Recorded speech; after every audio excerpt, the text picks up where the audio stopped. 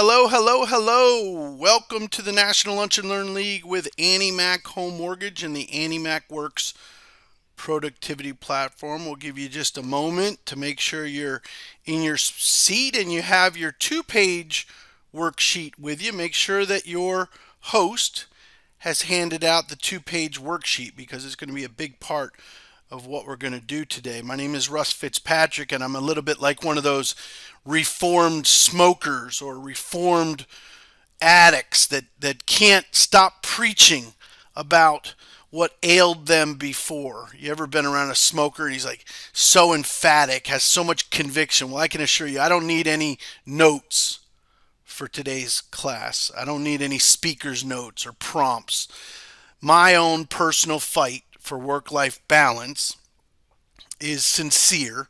I was probably the most ambitious 20-year-old you ever met in your life. I had a Learjet poster in front of my desk, and I thought if I didn't get a private jet, I was never going to be successful. So that kind of white hot, burning, blind ambition leads to some workaholic tendencies, and I'm a reformed workaholic, and I get to share with you a formula for work-life balance. I'd like to say that if you're not careful, residential real estate could ruin your daughter's soccer game. Residential real estate as a career could certainly put a damper on date night. You might miss some important family memories if you don't be careful. So today we're going to learn some formulas and strategies on how to manage and how to take advantage of your time at work so that you can enjoy your time with your family, with your spouse, and your time at home. From any male or female realtor that's ever been a realtor, you've held up your hand and said, hold on a moment, I have to take this important call. I recognize this realtor at church. Who would use a phone in a place of worship? Well, he's not talking yet. He's not up there yet. I just had to quick make this call. And you see the other congregation sitting there looking down their aisle, and you look at his spouse's scowl at him for being on the phone in a place of worship at a wedding. Oh, it's before the wedding started. I can sneak this call in. How about if there were four realtors at happy hour together? They're all on the phone, they're all on their text, they're on their email, they're all on their CRM. They're not paying attention to each other. And you probably recognize this realtor from a walk in the park, whether it's the spouse, uh, male or female, it doesn't matter. If you're a realtor, you've been on the phone during a walk in the park with your spouse or significant other. Here's a mom on a ride with her kids. Here's a realtor at the Grand Canyon, one of the seven wonders of the world, and his back is turned to the greatest majestic landscape on earth, and he's inside of his phone working on a deal, right? How about this guy? Foreplay means something completely different if you've got three contracts you're negotiating. This is a realtor not fully engaged in the task at hand. He is certainly distracted. And last but not least, here's a picture of about 10 realtors at a movie, and they're all on their phones, and they're all checking their texts and they're checking their emails. And maybe that's not you, and maybe this doesn't resonate. Maybe you are one of the few, one of the proud, and one of the fortunate ones that don't have challenges in residential real estate with work-life balance. But a quote that I've heard more than once, probably 150 times from busy realtors is, man, when I'm at work, I just feel this tug that I should be at home. It's 7:30. I'm doing a contract and my wife's waiting for me. We're supposed to go to dinner and I just feel like I should be at home. When I'm at home, man, I love what I'm doing. I'm a great homemaker. I love my kids and I love my husband and I really love my time at home. But when I'm at home, man, I feel like sometimes I just feel like I should be at work. Like there's this tug of war going on inside of me. I mentioned two-page worksheet. If you look at the top right hand side of page 2, you're going to see this opportunity of a formula. The rectangle area there on the right hand side of your screen is a 5-part formula for creating work-life balance. A little bit later we're going to do the wheel of life. For right now, let's go to that rectangle on the top of your screen. There's 5 lines on the top of page 2. 5-step formula starts with this. Have you ever been to Walmart? Have you ever been to Walmart on Mother's Day? And have you ever been to Walmart at 6 a.m. on Mother's Day? If you visit Walmart between 6 and 9 a.m. on Mother's Day, it's a Sunday and nothing else is open. And you are dealing with frantic men running through Walmart to the jewelry counter. Walmart jewelry counter? Running to the perfume counter at Walmart?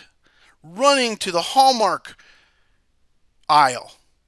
I'm serious, man. I've been there at 6 to 9 a.m. on Mother's Day, Sunday Mother's Day, and what you find is dozens and dozens and dozens of men running around frantically trying to solve for their lack of forethought. Now, that individual is the same individual that prepares his Super Bowl party 3 months in advance. This individual is the same individual that puts, 2 months of preparation and forethought into his fantasy football draft. But when it comes, I'm talking the menu, the drinks, the ice, the planning, the documentation of the fantasy football draft gets 600 hours of forethought. But the Mother's Day morning is planned between 6 and 9 a.m. at Dunkin' Donuts drive-thru and Walmart. You know the type? So let's just analyze why the thinking man is one of the most iconic sculptures in the world. It's because you give thought to that which is important to you. You will put time and creative imagination, you will put dreaming, you will put envisioning, you'll put creating, you'll put invention, preparing, planning, and predetermining outcomes into those things that are most important to you. For you as a mother, it could be your 5-year-old's birthday party that takes precedence over your real estate career. Your 5-year-old's birthday party gets 60 hours of prep time, but your listing appointment gets 6 minutes of prep time. Right? You're not putting forethought into the things, or maybe you're the opposite. Maybe you're a workaholic like I was, and you put 60 hours preparing your listing presentation, but only 60 minutes preparing your son's 5-year-old birthday party, right? So like our analogy or our example of those guys running around Walmart at 6 a.m., you're going to put forethought into the things that are important to you. And at the end of the day, forethought is going to create a thing called an intention.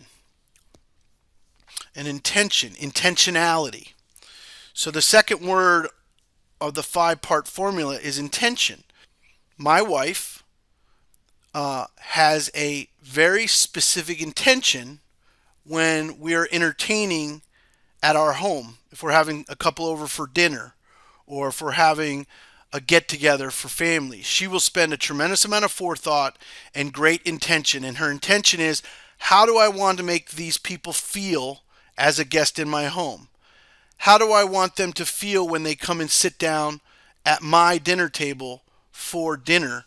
How do I want to make them feel welcomed or safe or comfortable? What temperature do I want it to be set at? How do I want to shine the crystal or the silverware or the china? And if you ever went to a 5-star or Michelin rated restaurant, you see that this new term, executive chef, permeates the highest end restaurants. And that's because the word executive means forethought. That's what it means. The executive cortex in your brain is the part of your brain that can play the videotape all the way to the end and can decide what type of environment you're trying to create. What is your intention? What's the intention of the decor of the restaurant? What's the intention of the food menu? The executive chef doesn't just cook food. The chef doesn't just cook food. The chef has to have the executive level vision, right, for what the environment that you're going to create. Have you ever been to a truly 5-star hotel, like the Savoy in London or the Mandarin Oriental in Washington, D.C. When you go to these five-star establishments, intentionality permeates everything from when you get out of your car to when you walk through the doors to when you visit the registration desk to when you walk into your room at the first time. Our friend Dr. Wayne Dyer likes to say that intention creates reality, but forethought leads to intention. You've got to spend some time thinking. And I'm going to mention uh, a Netflix special called Inside Bill Gates' Brain, or Bill's Brain. It's all about Bill Gates' brain. And he confides in the audience that he and Warren Buffett participate in what they call think weeks habitually. And that's an example of how executive level thinking needs to learn, understand, and decide what the intentions are of your business. Now, we have realtors in the room today that have spent less time on intentionality in their real estate business than they have intentionality in their home life. And then we have other realtors in the room that spend a lot of time about intentionality about their work life, but very little about their home life. And then we have the very few that are balanced. I would like you to give yourself a promotion today. Promote yourself to the CEO of your own real estate business. You're the chief executive officer. You're the thinker. You're the person who has to spend time thinking and creating intention. If you want to build work-life balance, it starts with forethought and intention. If you're like me, you've heard the cliche about goals. You've heard about written goals, the power of proper written goals. You've heard about the Harvard studies and the MIT metrics analysis, and you've heard about the Stanford professors that analyze goal setters versus people who don't have written goals. You may have even heard the most cliche study in the topic of goals, which is the 3% of Harvard Business School graduates that had written goals 20 years later had amassed more wealth than the other 97% of students combined. But it's such a cliche. It's so over talked about. It couldn't possibly be important to you, could it? Is the fact that MIT studies the metrics of written goals, is it important that Stanford and Yale and Harvard Business School study the power of proper written goals? And is it important that every webinar, seminar, teacher, trainer, coach, guru, sales manager, broker in your life has always told you that written goals are the most effective way of managing your career path? Having written goals and plans to achieve them. And the fact that this one study showed that the volunteers that showed their written goals and plans to achieve them had amassed more wealth, 10 times more wealth than the other 97% combined. I mean, maybe the difference between the haves and the have-nots in residential real estate is as simple as the page that's in front of you right now. And maybe we could do more damage in our residential real estate career, and we could have greater work-life balance if we were just clear about the goals that we were trying to achieve. Fourth to the 5-step program is habits. Habits are the intersection of knowledge, skill, and desire. So I'm going to share with you some of my 30-year habits in residential real estate and see if they contribute to work-life balance or do they take away from work-life balance. So I would tell my family that between 7 and 9 a.m. Monday through Friday, I called the expired listings. So Dad would get out of bed back then at 4:30 a.m. I would pull my expireds and I would research them. And I would find the 4, 5, or 6 of them that were meaningful to me. Maybe they were in a subdivision that I've recently sold a house. Maybe I noticed that it's priced pretty right. I can't understand why it didn't sell. Maybe it's a geography thing. It's close in proximity to me. But for whatever reason, between 4:30 and 6:30, I'm studying the expireds. And then I cross-reference them on Facebook and LinkedIn to find out if they live local, if they're the person that I think they are, do they own that house? And then I make a friend affiliation with the seller on that expired. And then by 7:30, 8:30, 9:30 in the morning, depending on your tolerance for it, I pick up the phone and call them, and then I text them. This is 30 years of expired listing habits, okay? And I put 5 kids through private school and college on a 30-year habit of expired listings. And I'm just going to say this. That habit feeds my work-life balance, because when you squeeze every ounce out of your productive work week, you can relax when you get home because you know you've done your job when you're at work. Hosting an open house every weekend, how could that possibly contribute to your work-life balance? If Russ made a habit of doing 40 to 60 open houses a year for 30 years, how could he possibly have had any work-life balance? Well, that's because some weekends I would do 2. And on weekends I did 2. It freed me up on a weekend that I didn't have to do 1. And some weekends I did 1 every week, and then I took 2 weeks off of doing open houses. But I was intentional about my relationship to my open houses. So on average, I met 4 to 5 buyers a day at an open house, and I did 40 to 60 a year. So that was my first 200 to 300 buyers or even sellers that I met during open house weekend. And it freed me up on Sunday, if I did my open house on Saturday, to be at home and watch football without the pressure of feeling like I should be at work. A 30-year habit of following up on for sale by owners. Maybe I only did 10 for sale by owners a month. Maybe I wasn't trying to be Tom Ferry. Maybe I wasn't trying to be Mike Ferry. Maybe I wasn't trying to be a cold call cowboy. Maybe I just wanted to hold myself to something practical, pragmatic, reasonable, likely. Maybe it was just a firm sense of accountability that I have to do 2 a week. When I do 10 for sale by owners per month, I end up following up on 120 a year, and I end up taking 7 to 12 listings a year. And at the end of the calendar year, I've sold an extra 4 to 6 or 7 homes a year. Well, that's not worth it, Russ. That's not worth it. Well, it's not worth it to just sell 4 or 5 homes a year from buy owners.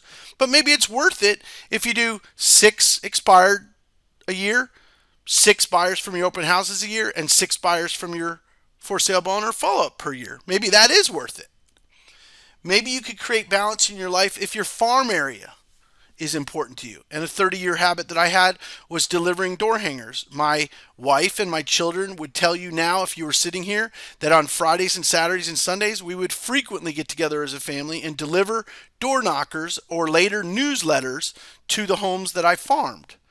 Is that a habit that could serve my work-life balance? I would submit to you that it absolutely is.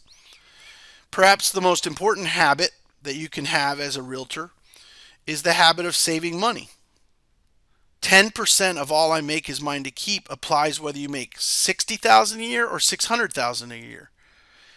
My son now is 24 years old, and he might make, $50,000 this calendar year. And saving $5,000 a year has become a ritualistic expression of my leadership of my son, to say 10% of all you make is yours to keep.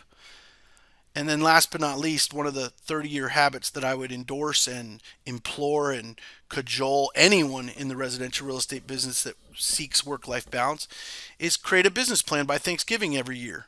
And if you had a 30-year habit of expired listings, open houses, for sale by owner follow-up, farming, and saving money, backed up by a business plan that was put together every Thanksgiving, I'm telling you what, I'm handicapping that horse race, and I'm going to say I got a winner on my hands. I'm handicapping that residential real estate career, and I'm saying this is a 6-figure earner all day, every day, and these are the types of habits that will feed proper work-life balance. But maybe you don't know what to do. Maybe you don't know how to do it. Maybe you have the desire, but you're sitting there stymied by a lack of how to do it or what to do. Well, that's why you need the Annie Mac Works productivity platform. And maybe if you don't have the desire, maybe you have the knowledge of what to do. You've been to the classes, you know how to do it, but you just can't get up the gumption, right? Well, maybe that means you need to take a look at your career path. Maybe you're better suited to be a a school teacher. Maybe you're better suited to be a restaurateur or another type of an entrepreneur. Maybe you should take a look at trade school or some of the other career paths, and don't scoff at that. I have an electrician buddy who makes $2 million a year. So don't scoff at going to trade school or becoming a restaurateur or being a school teacher. The reality is, if you know what to do and you know how to do it and you still aren't doing it, there is something is not firing properly. And you are not able to create the habits because of whatever reason. So with forethought and intention and goals, you should be building habits that serve your career and your lifestyle. Can anybody guess what the T stands for in the formula? Can anybody put a finger on it or take a guess? You're all in a room with friends. If you had a 5-part formula to ensure work-life balance, and the first one is deep personal forethought to serve some intentionality in your career, some goals, some habits, what would T be in the formula? Well, I used to have a fight with anybody that was in my life that I would say, if I was a butcher at Publix, you would respect my career more than that I'm a realtor.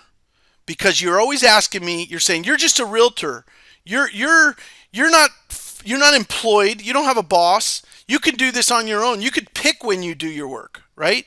So because I'm self-employed, somehow that translates into that I should be available to go to the doctor with Junior, or to take your mother to her therapy, or to go to my PTA meeting at Tuesday at 10 a.m. in the morning. Well, the butcher from Publix can't leave. He has a job and he has time. I would submit to you that being a realtor is a lot like being the only guy in the neighborhood that owns a truck. Everybody's asking you, hey, can you help me pick up this pallet of sod? Can you help me go pick up this furniture? Can you come with me to get my tile? And I remember a day that a guy asked me to put tile in my $65,000 pickup truck. And I said, no, I'm not putting your tile in my truck. I'm not doing it. Well, time blocking is exactly like that. Time blocking, mostly what time blocking is about is the ability to say no. And some of you are sitting there believing I'm contradicting work-life balance right now.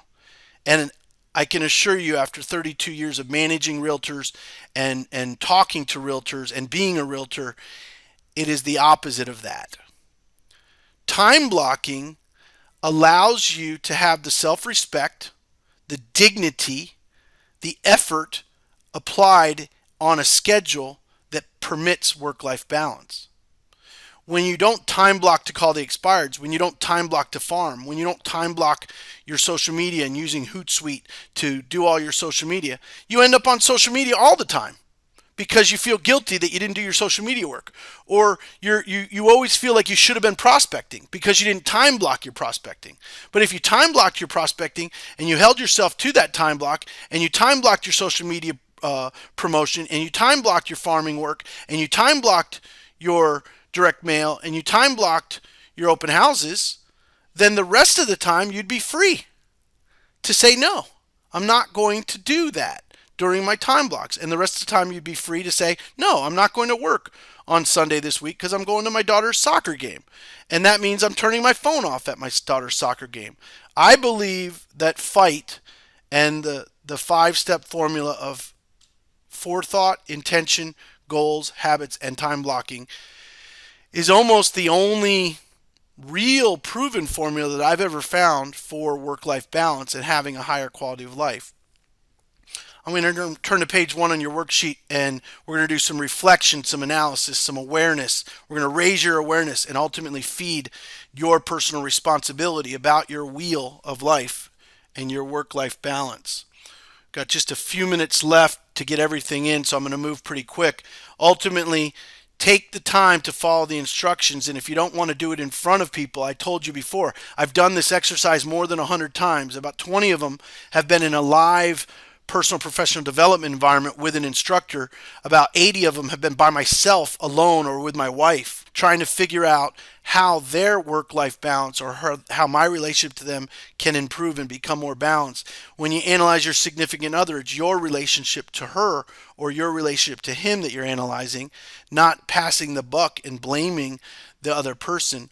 Personal growth is all about stretching yourself and getting out of your comfort zone and reading books and going to courses or taking up jujitsu or yoga or becoming a different person than you are now by expanding your opportunities and expanding your horizons and expanding your knowledge. Fun and leisure. Maybe you're really good at that part of your life. Maybe a home environment is less than perfect. Maybe cleanliness and order. Maybe your staple needs are not being met at home. Maybe you need to automate groceries and house cleaning and yard work so that you're not drudging through your home environment. Uh, Career, how would you rate your career? Not compared to the other realtors sitting in the room. Solely compare your career to your expectation of what your career would be like by this time in your career cycle, right? Did I believe that after 10 years in real estate I would still be this, or this? What did I think my life would be like after 3 years in real estate? What did I think my legacy or my income would be like? How am I doing with money? And I define success. The only 10 that I would ever give in money would be I can do what I want, where I want, when I want, and with who I want. Maybe your perspective on money is different than that. Whatever a 10 equals in financial well-being, financial security, and prosperity, rate yourself 1 through 10. How are you performing in that category? Are you overweight? Do you have high cholesterol? Do you have high blood pressure? Do you have tension, anxiety, uh, other self-destructive vices? How are you doing in your health? And I know so many realtors that are highly successful realtors, but they're letting their home life or their health life suffer because of it. So this wheel of life is an opportunity to raise awareness for what's distracting you, to raise awareness for what's holding you back, and raise awareness for your own personal responsibility. I'll steer you towards some software that can help you free up from being distracted. I'm not saying you need it or don't need it. I'm saying it's available. Look into it if it's interesting to you. The Freedom software closes down apps and opportunities on your phone, your tablet, your desktop so that you can only touch on those opportunities at certain times. So whether you use Facebook too much or you use YouTube too much or you're on TV too much or you're texting too much, you're able to turn off certain apps in your phone for certain uh, opportunities. Rescue time. Maybe you didn't sign up to be a 65-hour-a-week realtor and you were looking for a gig that could serve your lifestyle while you were working, but you found out that you were spending so much time on social media or so much time in your CRM or so much time in designing new flyers or advertisements that you're wasting, so many hours. I have a friend who's on Candy Crush, probably, a half hour a day, but a half hour a day is 30 hours or 15 hours a month. I mean, that's 160 hours a year that she's unconsciously in Candy Crush. I mean, at least you could be conscious that you are spending that much time when you use a software program like Rescue Time. I'm going to point out an author named Alexander Green. One of my role models, one of my idols, one of my mentors gave me this book about 10 years ago because he saw something in me that was a little out of whack. The roadmap to a rich life is not just about money. This guy runs one of the largest investment fellowships in the world, but he wrote a book called Beyond Wealth about how your wealth is meant to serve your life. Your life is not meant to serve your wealth. And then Stuart Friedman is a Wharton School professor, a master's in business professor at Wharton School of Business. And Stuart wrote a book called Leading the Life You Want, Skills for Integrating Work and Life. And I share with you these software opportunities, I share with you these apps and these books because if you're a person that struggles with work-life balance, you have the opportunity to learn from Harvard Business School graduates. You have the ability to learn from a Stanford Business School professor or a Wharton School professor without going to Wharton, without going to Stanford, without going to Harvard Business School. So, one of my favorite authors in the world is a guy named Jim Collins, who wrote the book Good to Great, and he's a Stanford University MBA business professor. Now, I didn't go to Stanford. I didn't get my MBA from Stanford, but I got to learn from Jim Collins, and you can learn from Stuart Friedman, you can learn from Alexander Green. So I submit these books and endorse these books as an opportunity. We are going to buzz through the 10 strategies of work-life balance. This is 32 years of accumulation of human experiences to lead me to the top 10 strategies for work-life balance. Don't argue them, just write them down and see if they resonate with you after some good thought. Business plan. Having written goals with plans to achieve them is one of the safe havens, sanctification of work-life balance. It is one of the great opportunities you have to play golf with a par. Imagine you were teeing up on a golf course and you didn't know if it was a par 3 or a par 5, and you just started swacking at it as hard as you could. Well, my goodness, how frustrating would it be that you got in 2 and you didn't even celebrate?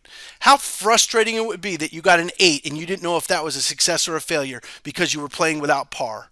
So having a business plan sets that par, sets that meaningful expectation, and builds written goals and plans to achieve them. If you've ever been to an Annie Mac Works productivity platform course, you've probably seen the word source of business charting. I'm not going to talk about it. Just go out, look, and go to the Annie Mac Works website.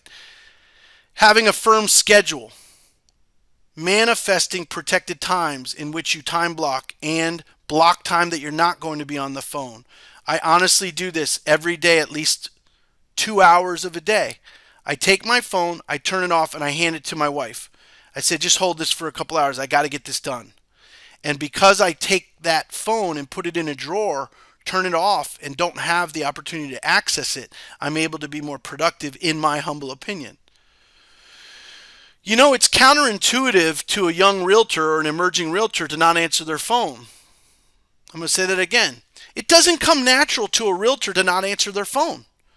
It would be intuitive to say, well, the more I pick up the phone, the more business I'm going to get. But the reality is top realtors have to manage their customers' access to them.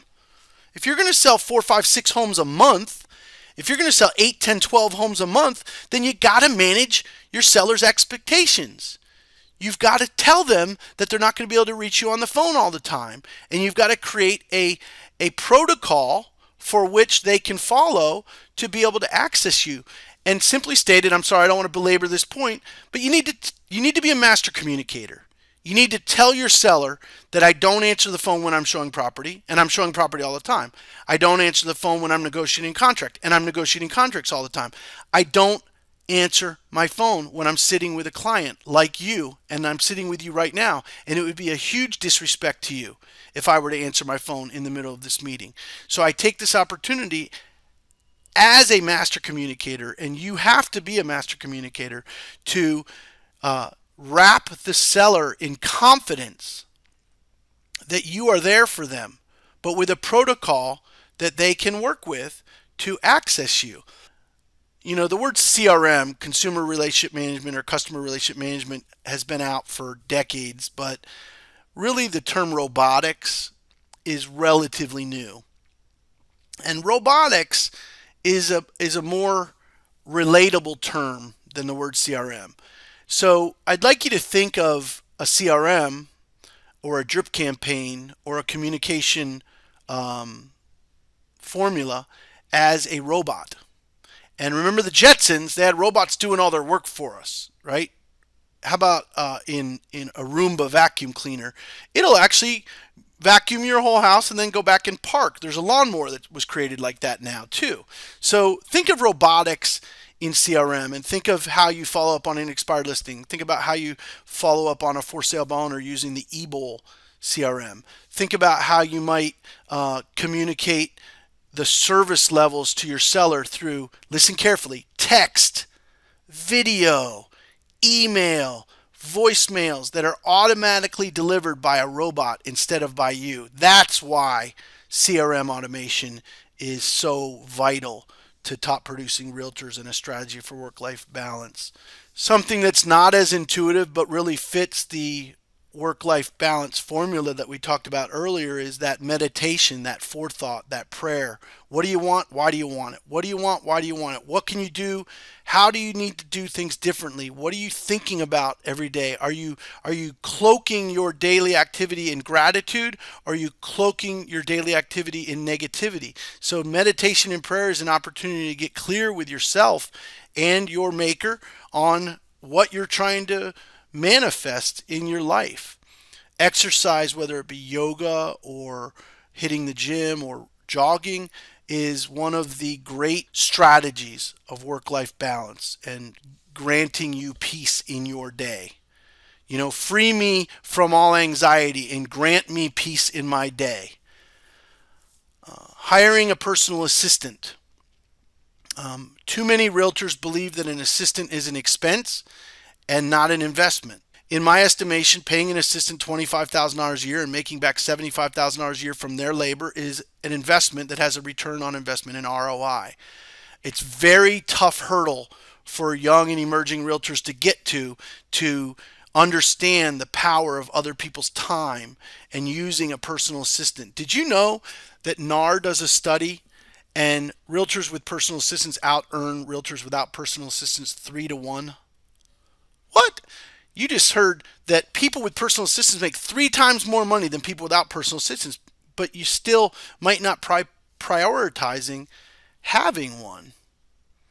What about a buyer's agent? What about a peer real estate agent that you could turn buyers over to so that you could go on vacation and not lose the business? What if you had a peer level realtor that you just said, hey, when you go on vacation, I'm going to cover for you. When I go on vacation, I'm going to cover vice versa.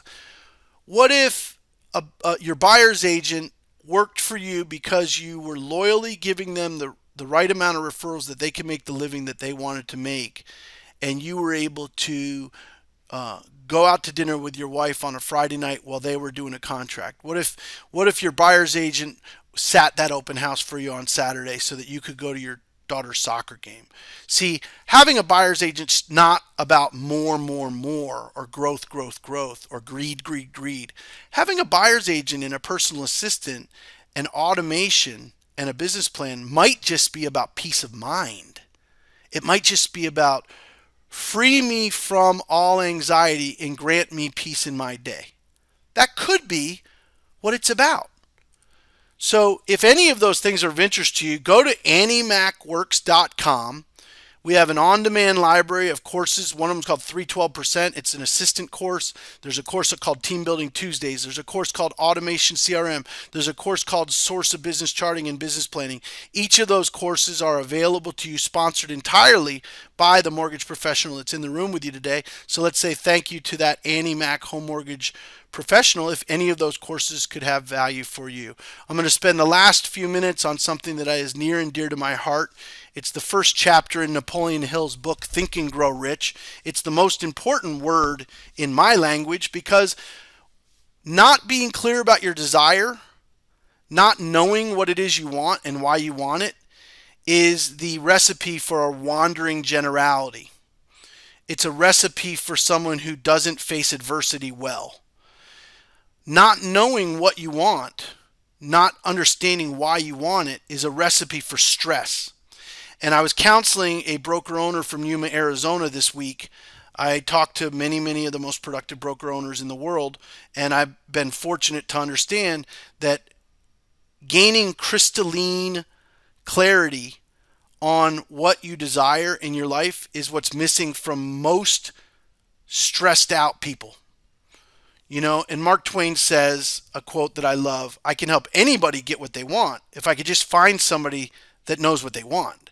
It's very difficult to get a human being, only the top 3% in that Harvard study, ever set written goals and definitive plans to achieve them. So if not the most important thing on this planet is defining not only what you want, but why you want it. And when I went out and took out a $4 million life insurance policy on myself for my children, it was because I manage an entrepreneurial lifestyle. I manage risk reward equations every day. And I wanted to make sure that my risk reward temperament, the temperament that I have for risk reward, didn't derogatorily affect the legacy I was allowed to leave for my children. So I went out and invested in a whole life policy that would be there no matter what for my children. And that was something that I desired to leave a meaningful legacy. Putting a trip to Florence and Tuscany in the books and then having visited that led me to a new goal, and I want to stay there for a meaningful amount of time to really soak in that culture and that lifestyle and that environment that I loved so very, very much. And one of my wife's favorite places we've ever been to date is the city of Florence. So having a written goal to crystallize not only what I want to do, but why I want to do it is a really important thing. Some people think that goals are about greed. Some people think that goals are about more production, more. The worst recipe you can have is to have a business plan for more production, more growth, more listings, more buyers, but not know how or why you're doing it. See, if you're not careful, your real estate career will eat your lifestyle. But if you're careful, your real estate career can feed your lifestyle. So when I wrote down grandchildren and I thought of my lake house, I pictured holidays and vacations where the kids and the grandkids were coming to my home because it was the glorious lake house with jet skis, ski boat, pontoon boats, and had a fire pit for s'mores and storytelling and family time, and it had an outdoor movie theater and an outdoor kitchen where you could really enjoy the lake and the life. It's not about me, it's about my grandchildren and being intentional about the life that I'm trying to create. And with just a few minutes left, 5 vacation homes sounds preposterous. The goal of 5 vacation homes. Why does anybody need 5 vacation homes? Why do you need a vacation home in Connecticut, a vacation home in New Orleans, a vacation home in Smoky Mountain National Park, a vacation home in Fort Lauderdale, and a vacation home in Tuscany? Why would you need that? Because you're so greedy, because you're so arrogant that you have to have 5 vacation homes. What if it wasn't that? What if I learned from my father that his pension pays him $6,500 a month on the first day of every month? He was a cop, so he has a lifelong pension from the police department. But I'm not. I don't have a pension. I'm a realtor, so I didn't build a pension. So owning 5 vacation homes and using Airbnb to put tenants in those vacation homes to the tune of $10,000 a month in net after expense income was my vision for my retirement. It was literally the only path that I could come up with that would make sure that I was able to live a financially secure retirement. So, and then as I got to be, say, 65, 67, 70, maybe I would start selling one off per year or 2 or 3 of them off because I wanted to have the cash on hand towards the latter years. I don't know how that resonates with you. This one's special for me. You're going to see why in just a moment. 1 week in the Azores Islands, I'll get to that in just a minute. Generate $150,000 in passive income. That means 10 grand a month is $120,000 a year from the vacation homes. Another $30,000 a year minimum coming in from interest from investments, and it's to create a presence when you're not present. To have passive income is the ultimate expression of The Richest Man in Babylon, a book that I read 30 years ago. And I told you I could teach this class without speaker's notes. The quote in The Richest Man in Babylon, a book that you should read, says, "Wealth is not measured by a fat purse, but a purse that has a river of gold endlessly flowing into it, whether you travel upon far lands or sit upon the wall. Whether you sit upon the wall or travel to far lands, the income comes in whether you're doing anything or not. You want work-life balance? Start to work towards passive income. Generating passive income, generating a certain amount of money per year. How about having specific forethought, specific intentions, specific goals and habits to make sure that you're feeding romance, love, sex, beautiful life with your spouse. You know, they say happy wife, happy life. And if that's not part of your built-in desires. And one last desire that was always part of my 30-year habits is one trip alone with each kid. And I think if you interviewed my 25-year-old son, my 21-year-old daughter, or any of my children, they would tell you that the trip alone that we take each year doesn't have to be extravagant, doesn't have to be luxurious. If I'm broke, I take him to grandma's house.